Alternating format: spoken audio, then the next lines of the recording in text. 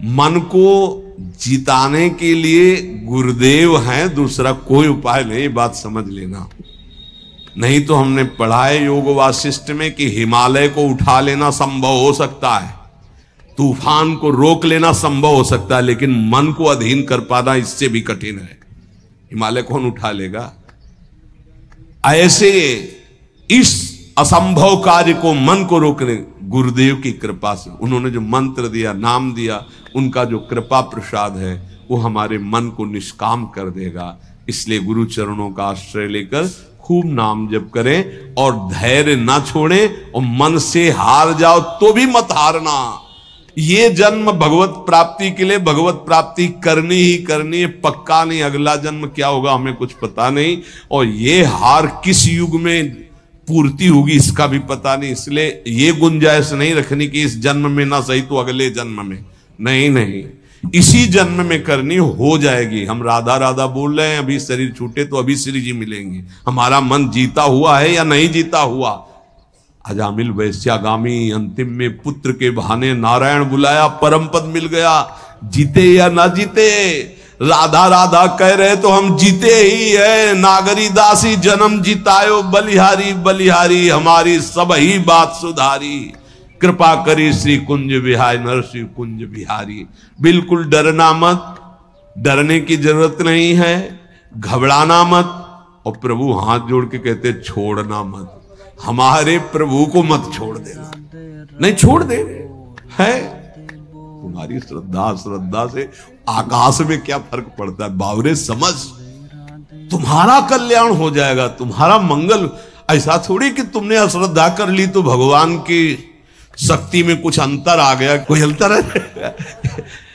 अरे भाई तुम्हारा मंगल हो जाएगा, तुम्हारा कल्याण हो जाएगा। इसलिए तुमसे हाथ जोड़ के कहते हैं कि हमारी बात, हमारे शास्त्र की बात, हमारे गुरुजनों की बात एक मान लो। भगवान चाहे जितनी विपत्ति दे, दुख दे, प्रतिकूलता दे, एक तो वो देते नहीं, हमारे कर्मों का परिणाम आता है। पर हम आपको भाव से कहते हैं, देखना है, हर जन्म में सब खेल चुके, एक जन्म में प्रभु के नाम का जुआ खेलना है। देखते हैं हार होती है या जीत, या तो बाद में जिद्दी स्वभाव रखना है कि इस जन्म में नाम नहीं छोड़ेंगे, अब कुछ भी हो जाए। अगर हमको मन हमारे गलत चेष्टा में ले जा रहा है तो हम बोलते हुए जाएंगे राधा राधा राधा राधा। देख लो, हर हार गले की विजय हार बन जाएगी हमारी बात। अंतिम बात मान लेना, हार हार जीत का हार बन जाएगा यदि जिभ्या से राधा राधा। देख लेना, बात मान लो, छाती की बात कहते। इस माया से जीतना बहुत कठिन विषय है, बातें बना लेना बहुत सरल है, प्रवचन कर लेना बहुत सरल है, आचरण में उतारना बहुत कठिन है। कैसे जीते? राधा राधा राधा। जिधर जा रहे हो घसीटते वायु ले जा रही है तो हम छोड़ेंगे नहीं तुम्हें। नरक चलेंगे तो राधा राधा, स्वर्ग चलेंगे तो राधा राधा, परम पद तो राधा राधा। अर्थात हमारी बात समझो, कुछ भी अब तुम्हें नहीं छोड़ेंगे, गले पड़ गए कहीं भी। अरे हम वो नहीं छोड़ सकते तो तुम्हें कैसे छोड़ सकते? पर ऐसी बुद्धि, प्रभु को छोड़ देंगे और कुछ नहीं छोड़ पाएंगे। ये ना करो प्रभु। हम आपको इसीलिए इतनी बात जो नहीं पूरी व्यक्त रूप से कहनी चाहिए। असत मार्ग में कैसे जा सकते? हम कह रहे हैं हवा चली है, घसीट के ले जा रही है, तो हमारे जब कदम उधर चल पड़े तो हम आपको नहीं छोड़ेंगे। नहीं, लोग नहीं कहते अब तुम्हें बख्शेंगे नहीं, तो अब हम प्रभु को नहीं बख्शेंगे। पक्की बात है, हमें बहुत सताया है आपकी माया ने, अब हम तुम्हें नहीं बख्शेंगे। कैसे? तुम्हें नहीं छोड़ेंगे। बख्शने का मतलब क्या? नहीं कहते बख्श दो, छोड़ दो, प्रभु छोड़ दो। अब हम आपको नहीं छोड़ेंगे। ये हमारी ये बात हृदय से मान लेना। जो कुछ छोड़ पाओ, ना छोड़ पाओ तो इनको मत छोड़ो भाई। वो तो छोड़ ही नहीं पा रहे हो तो इनको काहे को छोड़ रहे हो? और सब ये गलती कर रहे हैं कि और कुछ छोड़े ना छोड़े, इनको जरूर छोड़ देते। हम प्रार्थना करते हैं इनको मत छोड़ो। राधा राधा राधा, जीत जाओगे। प्रभु बड़े कृपालु हैं, वो जिता देंगे हमें। हमारी सामर्थ्य नहीं काम क्रोध पर विजय प्राप्त कर। बहुत जोर का योद्धा है, बड़े बड़ों को एकांत में रोना पड़ा है। इसलिए आप तो समझ ही रहे होगे हृदय की दशा देख के। अब हमको वृंदावन की भूमि में बैठ के नियम लेना है कि हम कुछ छोड़ पाए या ना छोड़ पाए, ये तो वादा नहीं करते प्रभु, क्योंकि सामर्थ्य नहीं दिखती। लेकिन आपको नहीं छोड़ पाएंगे, पक्की समझो, हृदय की बात है। हे प्रीतम, हम जहां जाएंगे अब घसीटेंगे आपको भी साथ में ले चलेंगे। बस ये पकड़ लो तो वो जाने नहीं देंगे, और जब उनको छोड़ देते हो तो बात है। इसीलिए हम लोग सुहाग भरे घूमते हैं। ये देखो, ये मंगल सूत्र है, ये जो कंठी है ये मंगल सूत्र, ये जो है ये सुहाग है। कि अब हम कैसी भी हैं तो आपकी, जहां जाएंगी तो आपके साथ हम हैं, हमारे साथ आपको रहना होगा। ये कौन से हैं बाबा जी? बोले राधा वल्लभ जी के बाबा जी। फंसो महाराज, जय होगी तो आपकी और पराजय होगी तो आपकी। अब केवल आप ही हमारे हैं, अब आपको नहीं छोड़ने वाले। हर स्थिति में राधा बोलेंगे, हर स्थिति में आपको साथ रखेंगे। खान पान उठते बैठते कभी आपको छोड़ने वाले नहीं। ये इतनी बात पकड़ लो, हम तुम्हें सहज भाव में कह रहे हैं। जो छूट रहा है असत आचरण, बड़ी कृपा है भगवान की। यदि नहीं छोड़ पा रहे तो मेरे प्रभु का नाम मत छोड़ना। अहो वत्सोपचतो गरीयान यज्ञाग्ये वर्तते नाम तुभ्यम। यदि नाम चल रहा है तो परम पद निश्चित मिलेगा। आप हमारी विश्वास पूर्वक बात मान लीजिए। नाम महामंगल मोदमय है। और क्या जाता है, हम कह रहे हैं मन नहीं लग रहा तो राधा राधा राधा राधा राधा राधा, जहां जो मिल रहा है खा रहे हैं, राधा राधा, जहां कदम चल रहे राधा राधा। आपको नहीं छोड़ना, कुछ छूटे या ना छूटे, ये बात बैठा लो यार, बैठ जाएगी। बड़ी कठिन है, अगर बैठा लो तो बात बन जाएगी। हम तो सार बात ये पकड़ पाए हैं कि महाराज आपके लायक हम बन पावे कि ना बन पावे कोई वादा नहीं है। ये छोड़ दे इसका भी वादा नहीं। फिसड्डी हैं, आज कहेंगे कसम से, कल फिर वही करेंगे। हमारे में ताकत नहीं नजर आ रही, देख लो भाई। अब भीष्म प्रतिज्ञा वाले जो है उनको तो हम प्रणाम करते हैं। भीष्म जैसे तो भीष्म ही जी थे, दूसरे तो हैं। बड़े बड़े महापुरुषों के दर्शन हुए, कभी शास्त्र मर्यादा के विपरीत आचरण नहीं। वृंदावन में भी, गंगा किनारे भी एक से एक महान सिद्ध पुरुष। शास्त्र मर्यादा के विपरीत आचरण कभी सिद्ध नहीं होता। शास्त्र आज्ञा कर रहा है, भगवान आज्ञा कर रहे हैं कि दुष्पूरेणा नलेन च, कभी भोगों से शांति नहीं प्राप्त हो सकती। कामना जितनी भोग भोगते जाओगे उतनी बढ़ती चली जाएगी, तृप्ति नहीं होगी। कामना अग्नि की तरह है, जितना भोग भोगते जाओगे उतने ऐसे घी डाल रहे हो, वो बढ़ती चली जा रही। भोग भोगोगे, भोगों के संग्रह करने की इच्छा बढ़ती चली जाएगी, भूख बढ़ती चली जाएगी। और इतना तुम समझ लो, तुम चैतन्य हो और भोग जड़ है, कभी तुम्हारी तृप्ति नहीं हो सकती। जड़ से कभी तृप्ति नहीं हो सकती।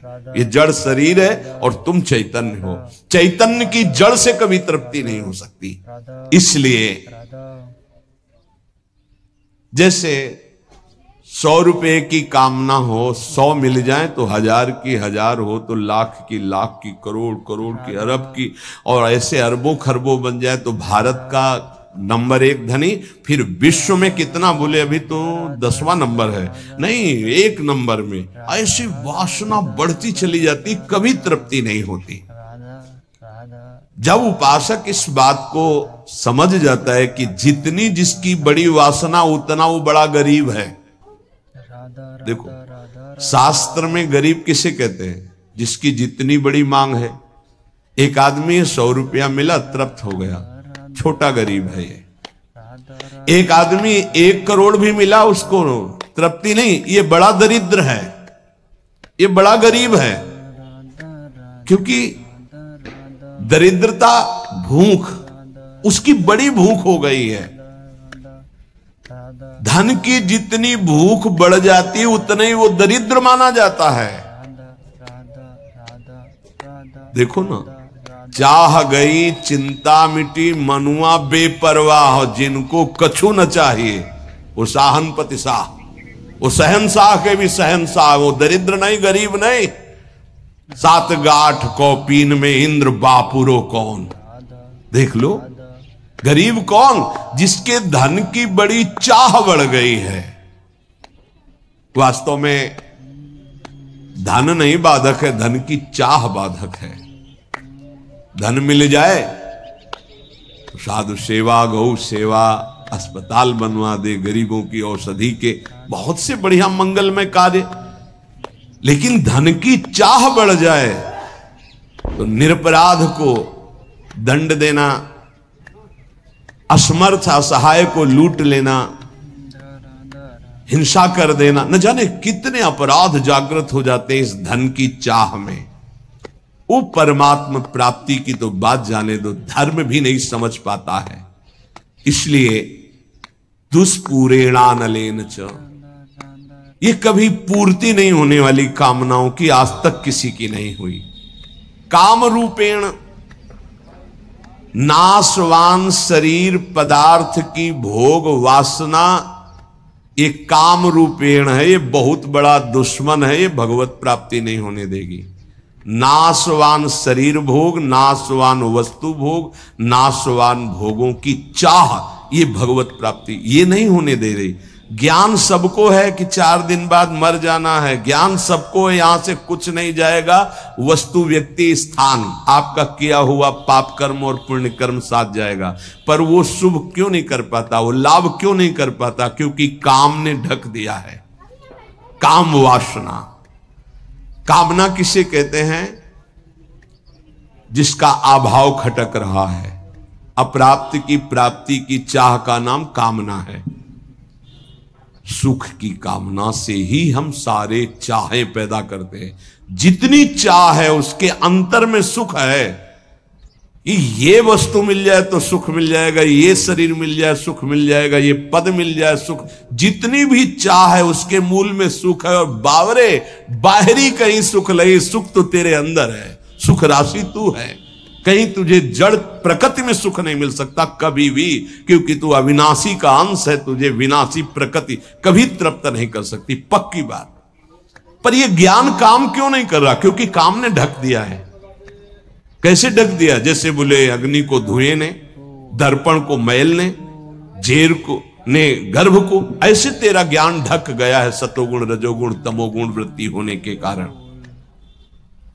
अप्राप्त की प्राप्ति करने का नाम, सुना हुआ देखा हुआ भोग, उसे भोगने की इच्छा का नाम, उस भोग को संग्रह करने की इच्छा का नाम कामना। अंतःकरण में बहुत सूक्ष्म वृत्तियां भोगों की दबी हुई है, उनका नाम वासना। और ये वस्तु ये भोग तो चाहिए ही मुझे, इसके बिना मैं नहीं जी सकता, इसका नाम स्पृहा। और ये तो हमारी बहुत पसंद की वस्तु है, व्यक्ति है, स्थान है, आसक्ति। अब आशा लगाए हुए हैं कि ये भोग तो मिलेगा ही, जरूर मिलेगा, आज नहीं तो कल, इसे आशा कहते हैं। अब अधिक से अधिक भोग लूं, इसे लोभ कहते हैं। भोगे हुए भोगों को पुनः भोग लूं, इसे तृष्णा कहते हैं। अब चाहे मांगना ही क्यों ना पड़े, ये प्रबल इच्छा बढ़ गई, याचना।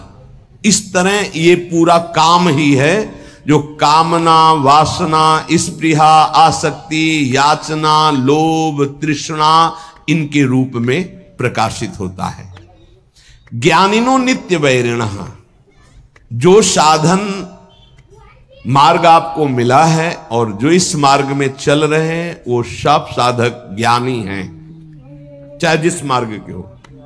क्यों?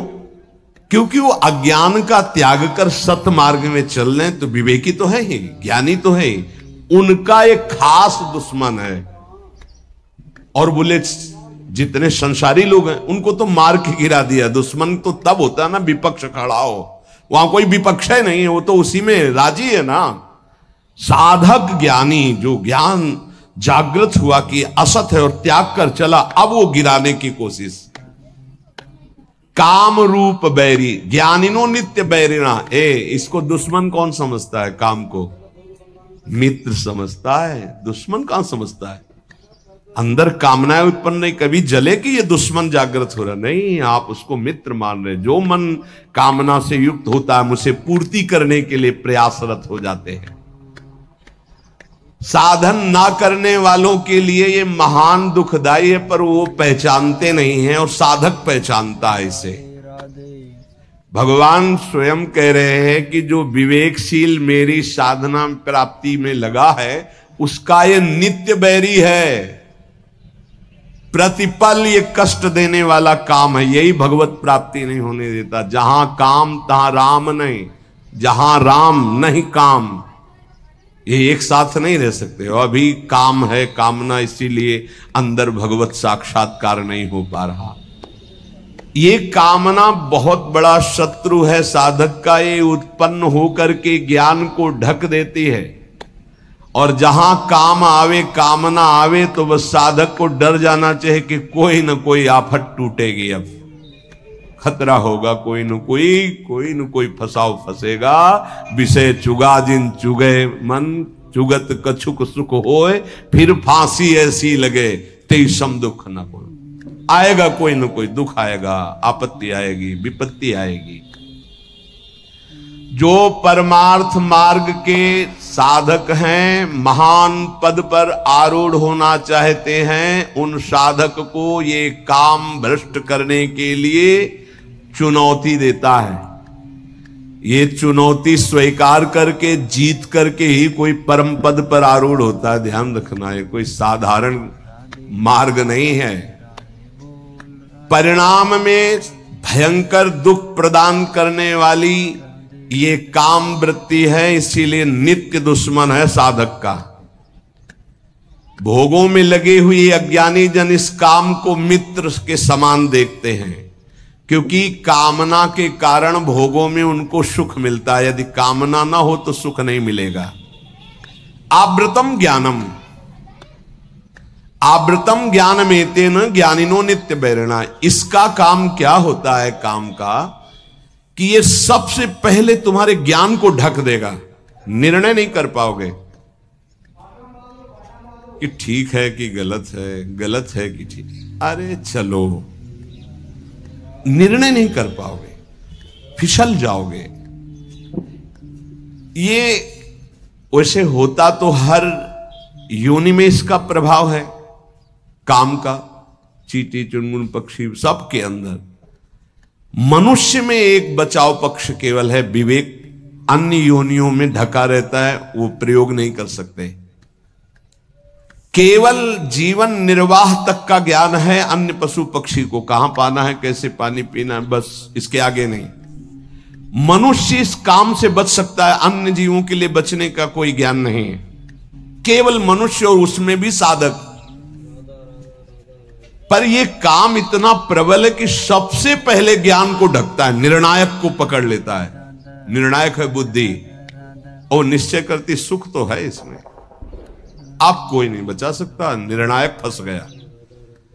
पेशकार चिल्लाता रहे और न्यायाधीश ना बोले तो पेशकार की एक भी नहीं चलेगी। मन है पेशकार, बुद्धि है न्यायाधीश, और न्यायाधीश बोल पड़े तो फिर पेशकार की नहीं चलेगी। न्यायाधीश को ही पटकता है, बुद्धि न्यायाधीश है पूरे साधना में, पूरे अंतःकरण में।